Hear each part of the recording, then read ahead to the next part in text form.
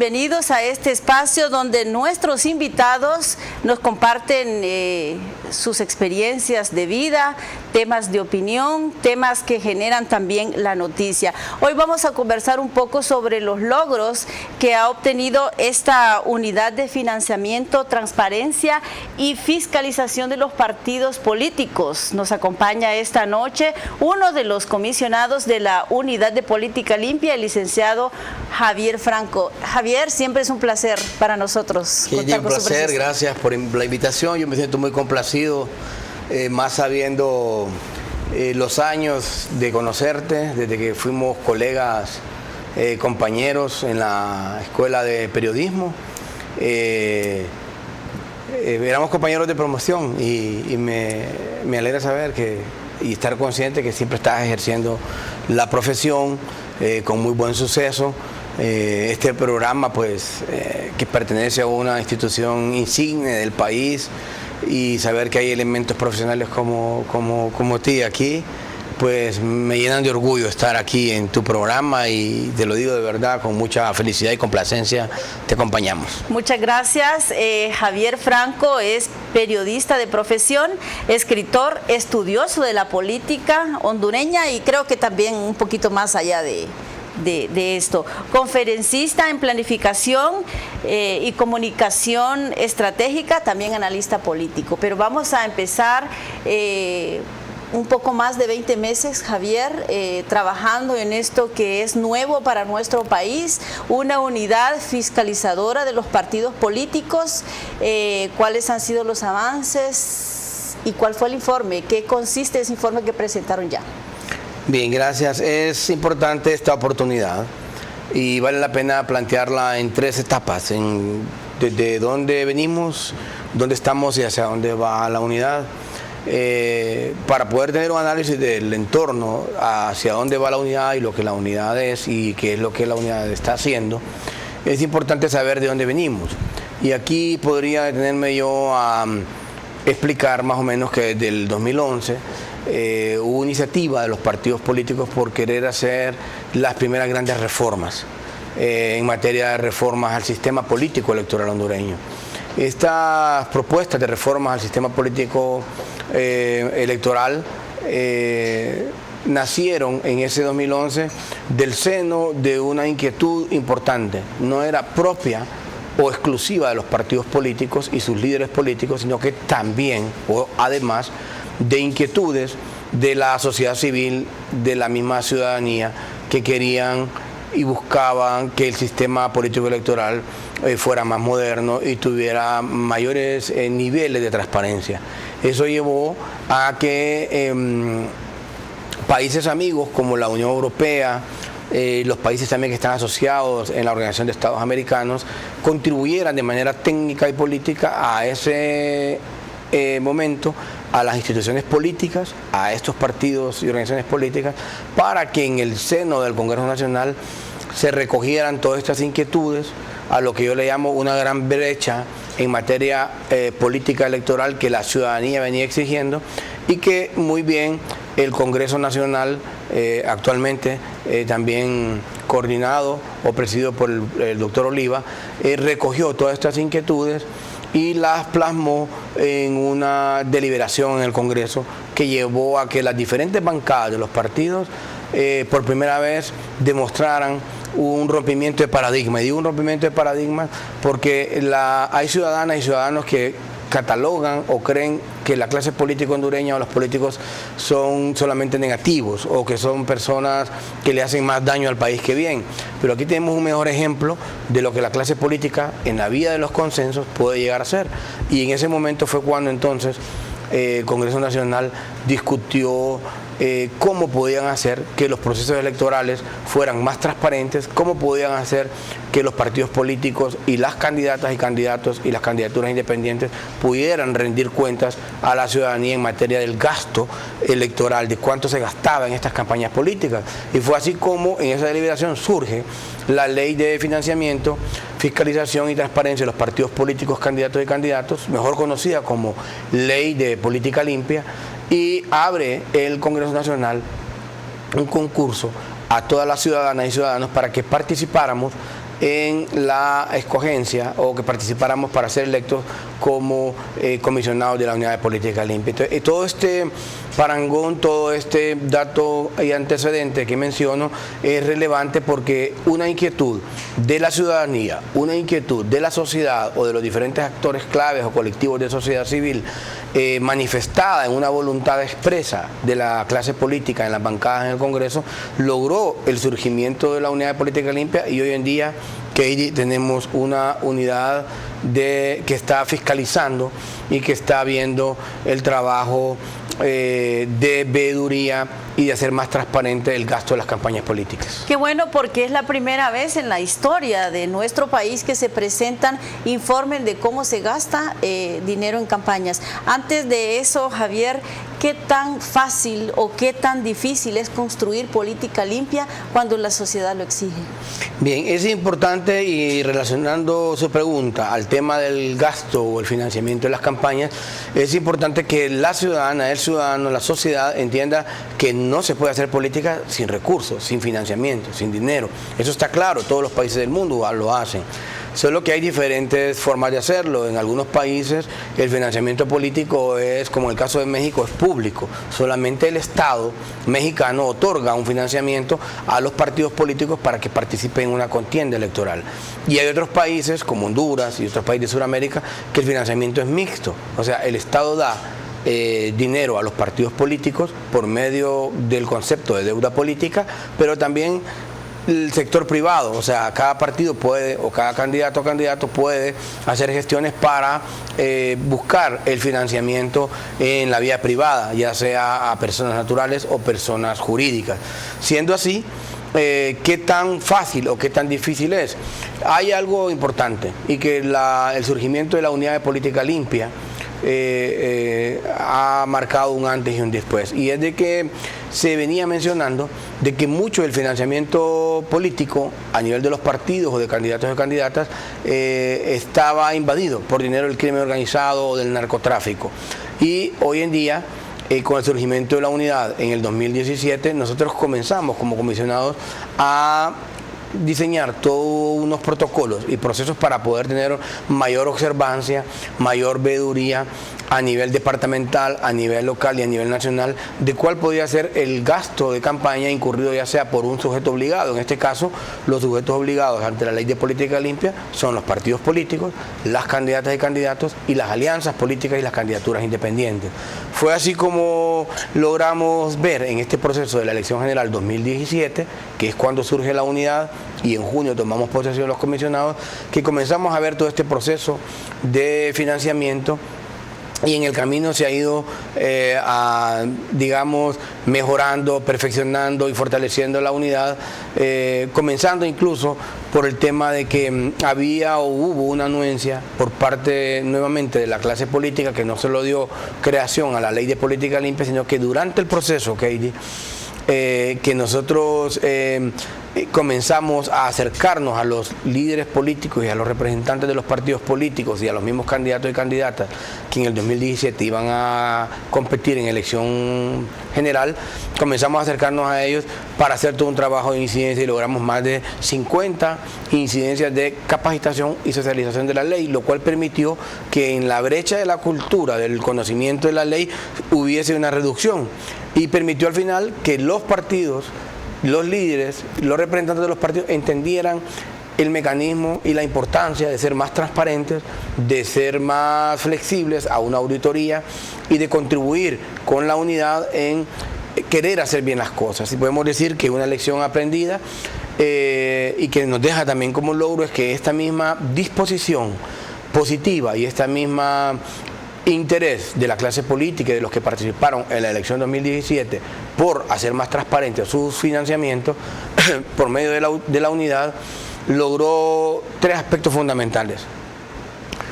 Y lo primero es de que unidades como esta en América se pueden contar con los dedos de la mano. No hay más de 5 países en América que posean unidades de fiscalización del financiamiento de gastos de campaña.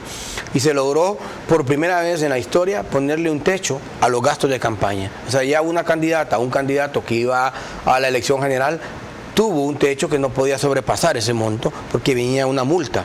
Una cultura que no es común, Javier, la rendición de cuentas es una cultura que no es común, pero es necesaria. ¿Ha funcionado entonces con este logro de implementar la unidad? Definitivamente, y hay indicadores que nos pueden decir que sí ha funcionado.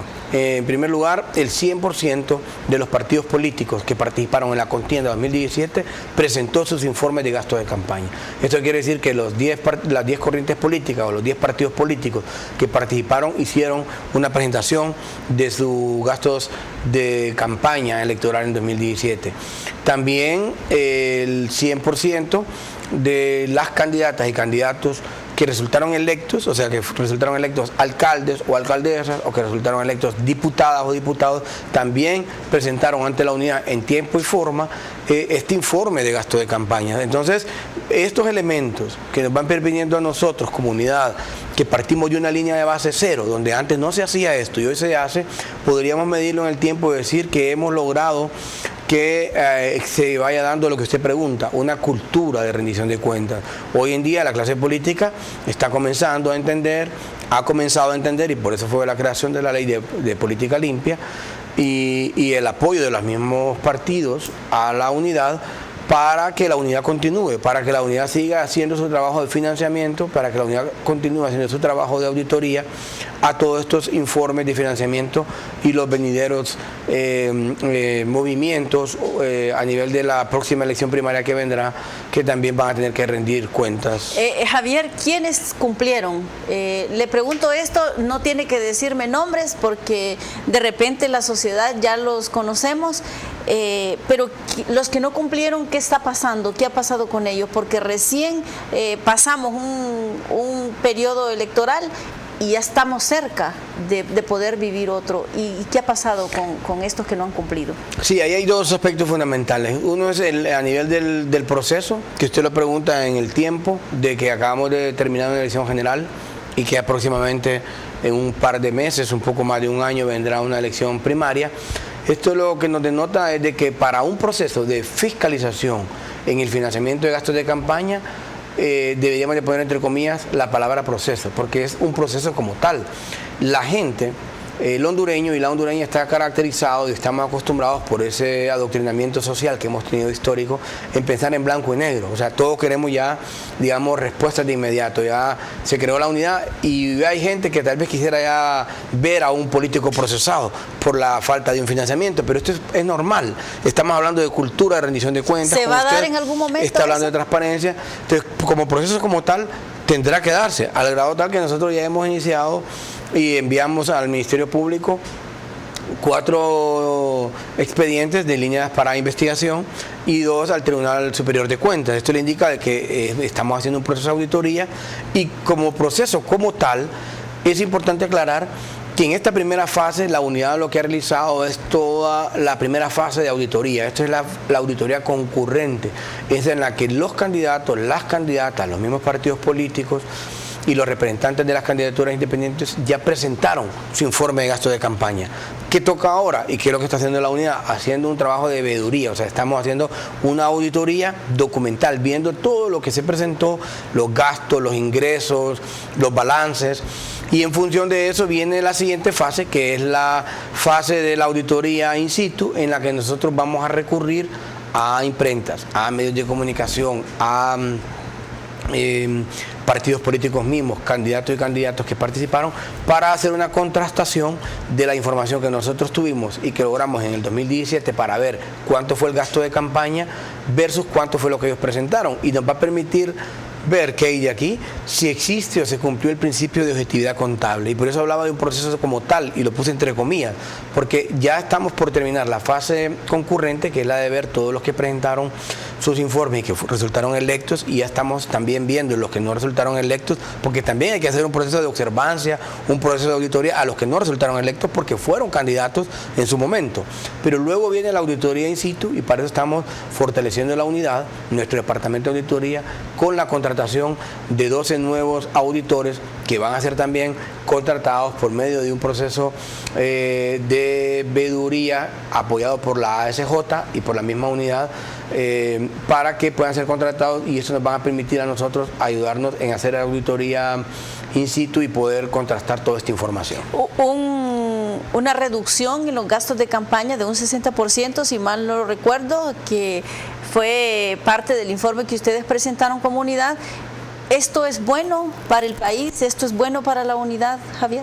Sí, aquí voy a concatenar algo que dije al inicio con esta pregunta muy importante que usted hace y voy a decir categóricamente sí a la pregunta que me hace. Sí, hubo una reducción de un 63% en el gasto de campañas, pero quiero hacer una relación de la primera cita y dije, no se puede hacer política sin dinero, no se puede hacer campaña sin dinero, pero tiene que ser dinero limpio, dinero que se sepa su origen, que se sepa si es dinero bien habido. Entonces, en ese sentido, Katie, cabe mencionar que la unidad no busca que los medios de comunicación no tengan acceso a ingresos a través y apelando al libre mercado, a la libertad de empresa, para que ellos puedan hacer pauta publicitaria. No es el fundamento de la unidad. El fundamento de la unidad es ver que quienes pautan en los medios, el dinero con el cual han pautado sea un dinero lícito y de origen cierto. Por lo tanto, nuestro trabajo de la unidad es en un trabajo de alianza con los medios de comunicación y con las imprentas y con todos aquellos otros mecanismos con los cuales un candidato, una candidata y un partido político puede hacer política para visibilizar su campaña, su propuesta y su identidad política.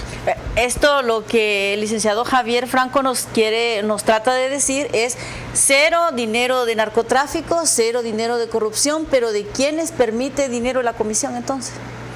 ¿Perdón? ¿De quiénes permite dinero la comisión? Ok, la unidad. Sí, la unidad. Sí, la unidad permite, y lo dije al inicio, de dos formas.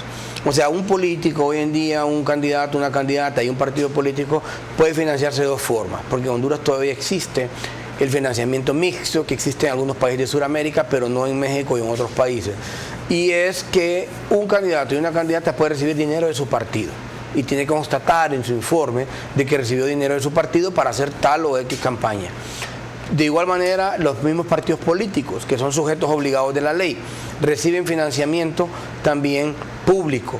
Y este financiamiento público es un financiamiento que lo da el actual Tribunal Supremo Electoral y que me imagino que en su momento lo hará el Consejo Nacional Electoral, que por ahí va las reformas electorales, para financiar el gasto de campaña de un partido político y también los partidos políticos a la vez apoyando a sus candidatos. Entonces, por la vía del Estado, por la vía pública, se recibe y ya está consignado en la ley electoral actual, que es la que menciona que es a través de la deuda política. Cada partido político recibe al inicio de un proceso electoral general un porcentaje que generalmente anda entre el 50 y el 60%, y el último 40% lo recibe después de la elección. Con esto los partidos políticos financian la operatividad, el gasto de publicidad, el gasto de propaganda electoral para las campañas electorales, pero también puede un partido político, como para responder íntegra y completamente a su pregunta, puede también financiarse por la vía privada, o sea que puede haber aportantes, y para esto la ley ya contempla, la ley de política limpia, las colectas públicas, las colectas populares.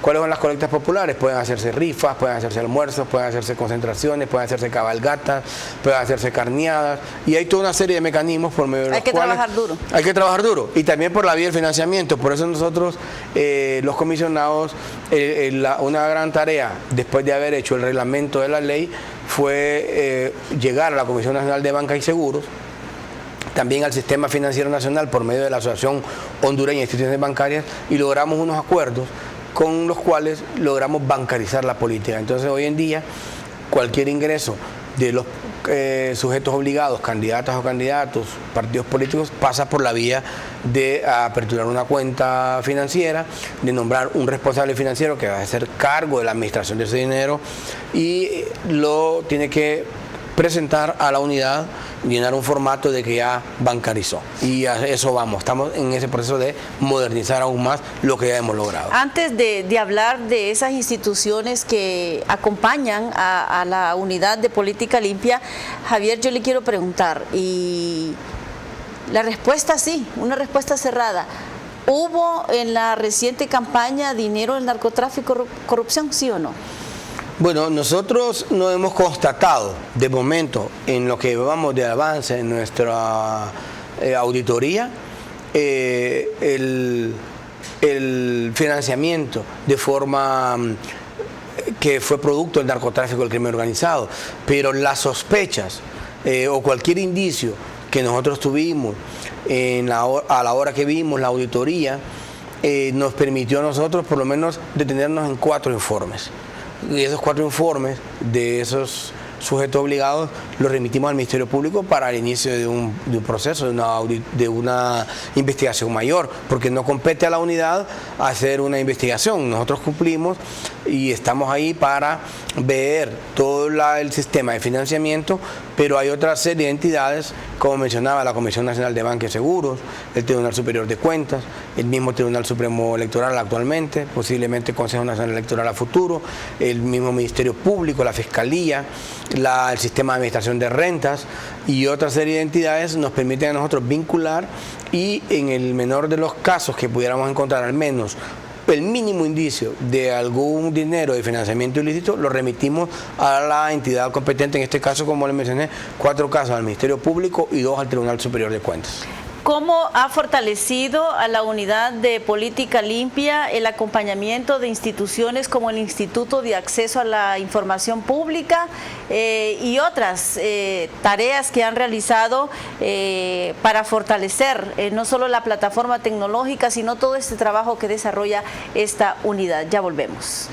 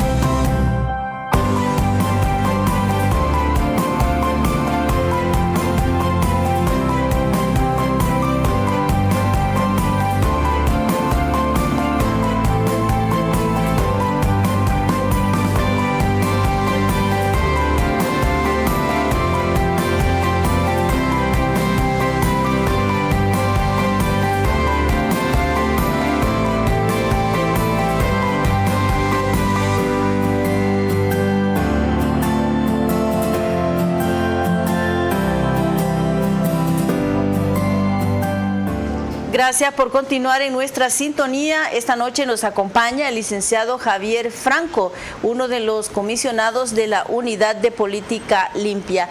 Este acompañamiento, licenciado Franco, de instituciones como el Instituto de Acceso a la Información Pública, no solo para mejorar plataformas tecnológicas, sino para poder que este trabajo que están realizando de la transparencia, la fiscalización sea lo mejor posible. Sí, nosotros nos complace poder decirle a la ciudadanía que hemos hecho un convenio ya interinstitucional con el Instituto de Acceso a la Información Pública, una entidad que es creada constitucionalmente mediante el Congreso, una ley que es bien importante porque permite, por ejemplo, al ciudadano común poder acceder a información que de otra forma no pudiera tenerla, que es poder tener acceso a datos, información relacionada a transacciones en cualquier estamento del Estado o del gobierno. Y en el caso en particular de la Unidad de Política Limpia, nosotros somos comunidad también un sujeto obligado del Instituto de Acceso a la Información Pública. Y para entenderse así, el candidato, la candidata, el partido político es sujeto obligado de la ley de política limpia, pero la unidad de política limpia es sujeto obligado de la ley del Instituto de Acceso a la Información Pública. Por eso es que hemos hecho este convenio para hacer visible toda la información, salvo en el caso en lo que ya la ley contempla de información reservada, todo lo que nosotros hemos ido publicando, por ejemplo, los 3 informes de gestión que hemos presentado de la unidad para que esté conectada armónicamente con el Instituto de Acceso a la Información Pública y con su plataforma que es abierta. ¿Qué hay de esos protocolos de protección a los denunciantes? Que en muchos casos nos hace falta mucho trabajar en lo que es la cultura de la denuncia, y también ese es un tema que debe absorber la unidad. Muy bien, buena pregunta, porque fue algo que nosotros como comisionados decidimos cubrirlo. La ley de financiamiento no contemplaba el tema de la denuncia, pero sí quisimos reglamentarlo y ya el reglamento lo contempla. De igual manera, para darle mayor fortaleza, hicimos un acuerdo de entendimiento con el Comisionado Nacional de los Derechos Humanos, y fue por eso que a través del Comisionado Nacional de los Derechos Humanos firmamos un protocolo de protección del denunciante, pero también de seguimiento a la denuncia temeraria, para efectos de que cualquier denuncia, cualquier ciudadano o ciudadana que viera o tuviera pruebas respectivas de algún financiamiento ilícito, de algún comportamiento inadecuado, tal vez de algún candidato o candidata que estaba utilizando recursos del Estado para hacer campaña, pudiera denunciarlo. El convenio se suscribió y logramos varias denuncias, algunas de ellas fueron aceptadas y se les dio el curso adecuado, otras de ellas fueron desestimadas porque había todo un protocolo, como usted bien lo preguntó. A nivel de un protocolo ya contempla cuál es el procedimiento y la forma en cómo pueden ser presentadas las denuncias. La unidad de financiamiento, transparencia y fiscalización de los partidos políticos es lo que ahorita tenemos de moda para esa rendición de cuentas que ha sido en la historia de nuestro país importantísima, Javier. ¿Cuál es la idea a corto plazo de esta unidad? Sí, cuando yo mencioné que se había roto un paradigma en la clase política al haber entendido hace 3 años que tenía que crear un espacio de mayor transparencia en la política, y estando el presidente del Congreso, Mauricio Oliva, y los diferentes jefes de la bancada de los diferentes partidos aprobaron esta ley recogiendo todo el interés y las propuestas tanto de la Unión Europea como de la OEA como de la misma sociedad civil, y aprobaron la ley. Eso daba a entender de que la clase política estaba cambiando para bien, y hoy en día igual estamos compañera, en un proceso de cambios políticos, porque se están aprobando en el Congreso Nacional reformas electorales o reformas al sistema político electoral.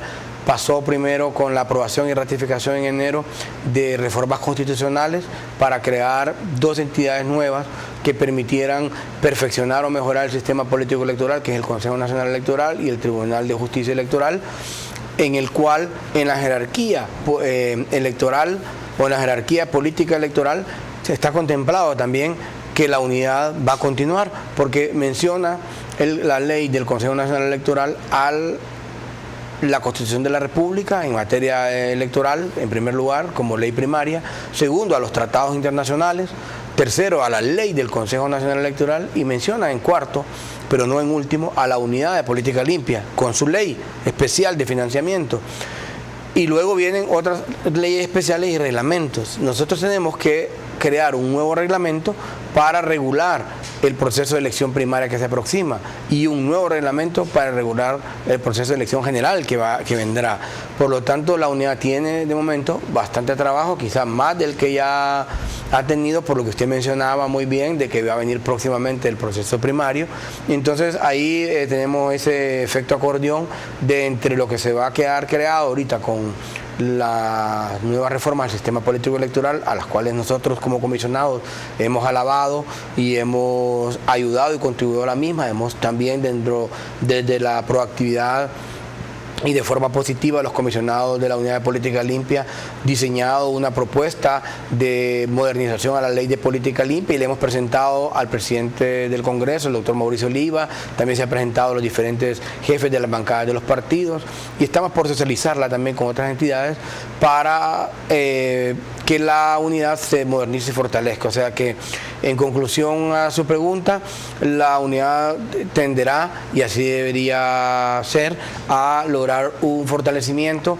¿Con qué? Con mayores tecnologías para poder hacer más eficiente el proceso de fiscalización y de transparentación, con mayor aspecto y apoyo técnico y financiero para poder hacer toda esa incidencia en la misma sujetos obligados sobre la importancia de lo que usted ha insistido, que es la cultura de rendición de cuentas. Qué bueno, porque es un trabajo que necesitábamos, es un experimento que nos surgía, pienso yo, en materia política de nuestro país. Lo voy a hacer que esa memoria retroceda un poquito. ¿Se acuerda usted qué pasó el 30 de mayo de 2017? ¿Qué significó ese día para usted? Bueno, sí, el 30 de mayo. ¿Sí? Estaba buscando un antecedente relacionado a lo de... Sí. El 30 de mayo de 2017 es escogido con mayoría de votos entre 47 profesionales, todos capaces, me imagino yo, y sale usted uno de los comisionados nombrado, juramentado, uno de los comisionados de la unidad. ¿Qué significa esto para usted? Bueno, debe verse como parte también de una contribución que desde los valores de familia, en la vida, en cómo uno a título personal ha decidido llevarla y todo lo que uno ha traído de sus padres, de la formación, de la parte profesional y personal, uno termina entendiendo que también tiene que dar una contribución al país. En ese momento, que digamos es una respuesta cumbre en mi vida personal, cuando el Congreso Nacional nos hace electos como uno de los 3 comisionados de la Unidad de Política Limpia, habría que ver momentos atrás, meses atrás y quizá años atrás, lo que yo venía haciendo para poder haber, en primer lugar, decidido aspirar a una postulación que fue abierta, que el Congreso Nacional decidió abrirla a cualquier ciudadana y ciudadano para la participación de la misma, y yo pues me interesé en la misma, en ser un aspirante y gracias a Dios hoy un comisionado de la Unidad de Política Limpia, precisamente porque yo estaba trabajando en ese momento, desarrollando algunos emprendimientos personales en los cuales también incluía el análisis de la coyuntura política hondureña. Y me interesé en el análisis de la coyuntura política hondureña desde hace 8 años más o menos, cuando decidí dar un giro a un trabajo que venía realizando también desde hace 14, 15 años de manera independiente, que venía trabajando con el sector corporativo empresarial, también con ONGs y con los mismos consultorías para el Banco Interamericano de Desarrollo y Banco Mundial. Decidí readaptar los protocolos que yo había definido para los temas de planificación, para los temas de diagnóstico de institucional, los readapté para comenzar a estudiar a los partidos políticos como sujetos y también estudiar los liderazgos de la clase política hondureña, y fue ahí donde de manera un tanto empírica comenzando, pero después fui formalizando los protocolos y certificándolos, comencé a hacer estudios de investigación aplicada a la clase política, a los partidos políticos, y llegó un momento en que estaba en ese momento como analista político, participaba ahí varios de los colegas. Concretando una fase, podríamos decir. Concretando una fase que no esperaba yo nunca ser un comisionado, porque en ese tiempo ni se hablaba de una unidad de política limpia, pero venía haciendo un trabajo en materia de estudiar todos estos temas de relevancia para el país. Y cuando surgió el concurso, yo dije, bueno, estoy haciendo esto de una forma entregada, de una forma aplicada, no sería malo aspirar a una posición en la que pueda ayudarle al país para contribuir a la modernización del sistema político electoral y que a su vez también pueda yo tener una forma de ganarme la vida dignamente, y por eso participé. Cuéntenos esa parte de las pruebas de confianza, de las audiencias públicas, de todo ese reto que significó, me imagino yo, y repito, a la par de 46 profesionales más, a lo mejor con mucha más experiencia que la suya en materia política, digo yo, no sé. Cuéntenos esa partecita, porque el hondureño es dado a que sabe y muchas veces no aplica porque da nervios, porque da miedo, porque una prueba lo puede traicionar. Sí, bueno, aquí hay un elemento primordial, y es que uno debe de primero estar interesado y convencido de que lo que uno va a hacer le gusta y lo puede hacer. Cuando yo mire el concurso, lo primero que fue y dije fue no limitarme yo mismo. El concurso está abierto, es para cualquier ciudadana y ciudadano. Jamás se me cruzó por la mente de que uno de los aspectos relevantes, pero tal vez no necesariamente determinantes en el proceso, era que tenía que tener una formación de abogado. En el camino me fui dando cuenta de la importancia que en un momento del proceso de la selección tenía que ver la parte profesional como abogado. Yo no soy abogado, pero tengo otras competencias profesionales, otras que también complementan. Que complementan. Entonces yo dije, me voy a postular, hice la postulación y participé con mi currículum. Entonces la primera prueba fue la prueba curricular. O sea, el Congreso Nacional, con esa comisión integrada también por Sociedad Civil, logró ver el currículum mío y el de los demás compañeros y compañeras que participaron en ese momento.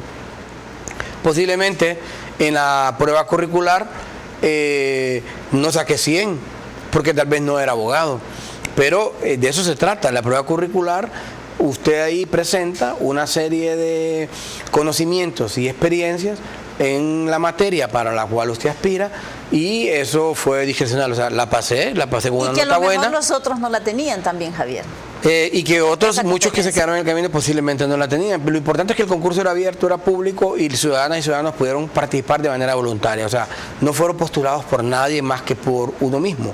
La postulación es una decisión personal, y fue así como participamos. Y luego vinieron las demás pruebas, que eran más rigurosas, que eran pruebas de confianza, la prueba del polígrafo, la prueba de todos los...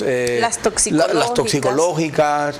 Y todas estas pruebas de confianza, y una que para mí es fundamental, que es la prueba de la audiencia pública, en la cual, tal como estamos en este programa ahora, y usted me está consultando y estamos en un diálogo, el Congreso decide hacer una interpelación, preguntas y respuestas, algunas capciosas, otras dirigidas a los postulantes, a los participantes, para que abiertamente nosotros podamos dar nuestro criterio, nuestro pensamiento en base a nuestros valores, a nuestra experiencia, a nuestra formación profesional, y de esa manera contestar contundentemente las respuestas que los diputados y las honorables diputadas nos hicieron en su momento. Y también esto fue parte del proceso al cual nos vimos expuestos los más de 40 participantes, que terminaron en 9, luego en 6 y luego en 3. De comunicador social, participando en conferencias de planificación, y siempre en el área de comunicación. Esto lo ha visualizado, o lo visualizó en su momento como todo un reto, Javier. Le pregunto esto porque el nombramiento es para 6 años, ¿sí, verdad? Para 6 años. ¿Ha sido todo un reto trabajar en la unidad? Bien, no entendí el contexto bien de la pregunta, porque me hablaba de algo personal y lo que hago en la unidad. El trabajar dando conferencias de planificación en la empresa privada, que fue uno de sus etapas anterior a la unidad de política limpia, ¿esto sirvió para poder tomar este reto? Definitivamente que nosotros somos el resultado de lo que hemos venido haciendo, de lo que no hemos venido haciendo, y de lo que hacemos mal y de lo que hacemos bien. O sea que al final todo suma o todo resta. En la vida uno debe buscar todo aquello que le pueda sumar y multiplicar, porque todo lo que pueda restar o dividir en algún momento siempre lo vamos a encontrar. El tema y la estrategia está en cómo evitar aquello que nos reste, aquello que nos divide, y en cómo buscar aquello que además de sumar nos puede multiplicar. Y procuré eso en mi vida, siento un poco como personal también la pregunta, no es tanto así muy vinculado al tema de lo que estamos haciendo ahora como comisionados, pero sí, si se trata de hablar en función del tiempo, lo que antes hice, y si contribuyó a lo que ahora soy, definitivamente que creo que sí. Claro. Mi vida en los últimos 15 años se desarrolló, antes de ser comisionado, en la vida privada. Yo era un consultor para proyectos del BID, del Banco Mundial, de USAID, de la GIZ, proyectos en materia de planificación y comunicación estratégica, en temas de incidencia, en temas de visibilidad, en temas de percepción. Y trabajamos mucho esa parte también en el sector privado. Yo vengo del COEP, digamos que soy hijo del COEP. De alguna manera, cuando tuve mi experiencia como editor económico en Diario La Prensa, en San Pedro Sula, eso me permitió conocer a muchos empresarios de la costa norte, su forma de pensar. Yo viví en San Pedro 2 años.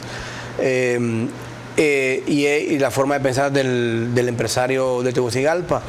Y fue el mismo sector empresarial el que me trajo a mí para el COEP con un interés, y era de que quería el sector empresarial hondureño, el COEP, tener una vinculación con un sector que estaba por ahí de alguna manera descuidado, y el sector de la microempresa. Entonces me dieron una consultoría para crear una unidad de fortalecimiento de la microempresa a lo interno del COEP. Hicimos la consultoría y ahí mismo el Consejo Hondureño de Empresa Privada me dejó también contratado ya como un funcionario permanente del COEP, como coordinador de la unidad de micro y pequeña empresa, y hicimos muchas cosas para el sector microempresarial. Yo hasta programas independientes tuve del sector empresarial. Qué bueno, vamos a hacer una brevísima pausa para las consideraciones finales.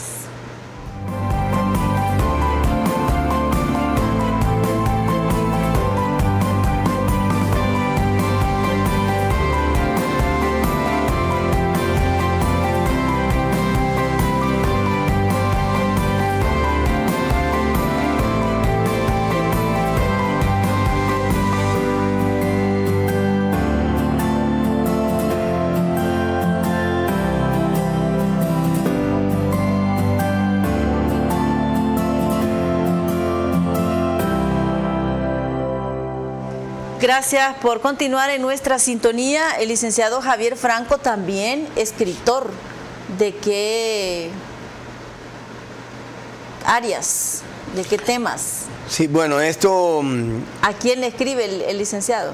Sí, esto es un proyecto personal que, digamos, si me preguntaran si yo me gusta el fútbol, diría que no. Históricamente nunca he ido a un partido de fútbol, puedo ser un hondureño extraño con esto que estoy diciendo, pero cada quien tiene sus intereses y sus necesidades, y yo en la escritura he encontrado un interés y una necesidad para poder escribir no solamente aspectos de la vida real en una columna que tengo a través de Diario El Heraldo, y que estuve también en su momento en Diario La Tribuna, sino que también libros. Y hemos estado escribiendo desde que tenía 16 años, desde que estaba en el colegio, escribí mis primeros versos, empecé con poesía, luego pasé a escribir cuento corto, tengo 2 novelas, y finalmente ahora pues tengo un libro de emprendimiento personal.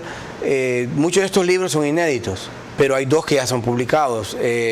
Comencé con el primero y terminé con el último, o sea que publiqué el primer libro, que fue lo que comencé escribiendo, que era poesía romántica, se llama Mujer de Octubre, Amor de Desamor y Desamor.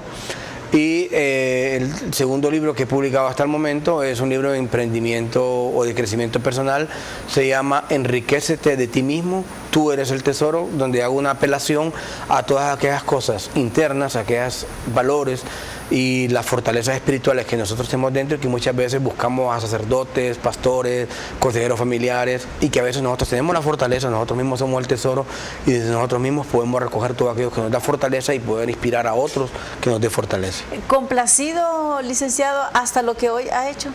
¿Satisfecho? Digamos que sí, hasta una cierta etapa. Hay que siempre tener algo que es la mejora continua. Uno debe autoexigirse.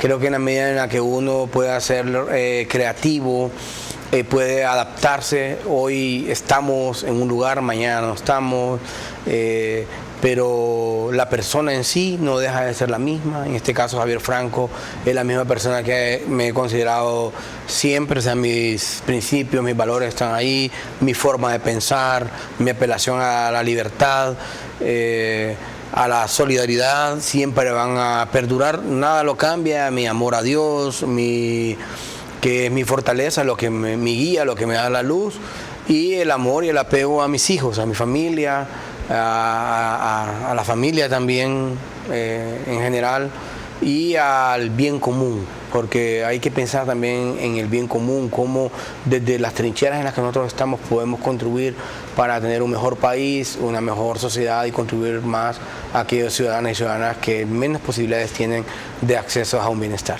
Con un número, respóndame cuántos proyectos más después de trabajar, de terminar este trabajo, con un número. ¿Para publicaciones se refiere? Para trabajar, para escribir, para emprender, para seguir haciendo. Bueno, yo soy fanático del 3, pero también el 7. Okay.